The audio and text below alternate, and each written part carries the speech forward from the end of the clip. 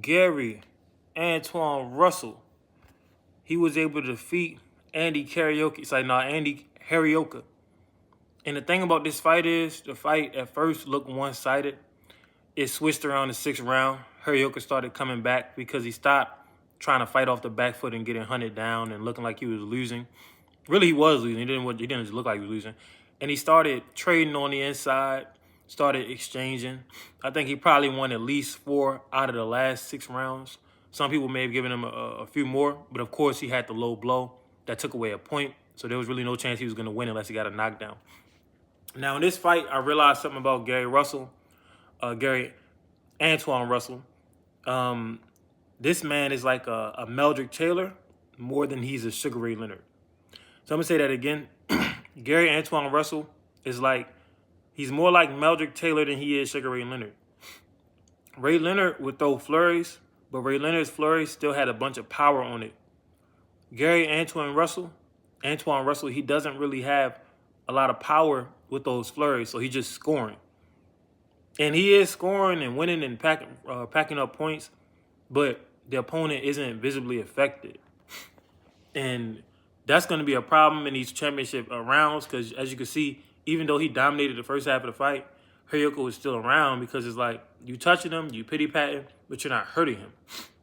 The amount of punches that Gary Russell was landing, Hiroaka should have been done after them 6 rounds, but Gary not sitting down on it. He just speeding through it like the Flash.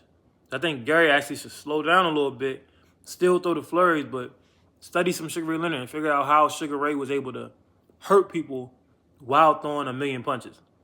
Because it's a difference. MELDRICK Taylor threw a million punches, but it didn't have the power on it. That's really how MELDRICK lost to Chavez. If MELDRICK had that Sugar Ray pop, there's no way that Chavez is going 12 rounds getting hit that many times. In the championship rounds, Gary became a much more of a back foot boxer for whatever reason.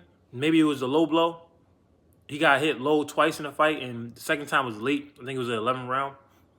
In the 12th round, he was on the back foot the whole time as well. That's not a good look. Certain fighters don't win a fight like that in the championship rounds. His brother gave him great advice, Gary Russell Jr., saying, stop going to back. He said, stop going to back. And he was obviously upset, obviously angry, because that's not how you win a fight in the championship rounds. Another thing that Gary Russell Jr. said is that Hiroaka doesn't really want to fight on the inside. That's right. Even though Hiroaka went to the inside, he didn't really have an inside game outside of just punching. Like, he didn't have good stance. He had no shoulder roll. He had no head movement, nothing, just punching. So if Gary Antoine Russell has a strong inside game, that's something that he really, really should have attacked. Overall, great performance. You can't look great every night, especially as you step up in competition. And I'm just glad he made it to the ring. We have other guys like Richard Hitchens who unfortunately didn't make it.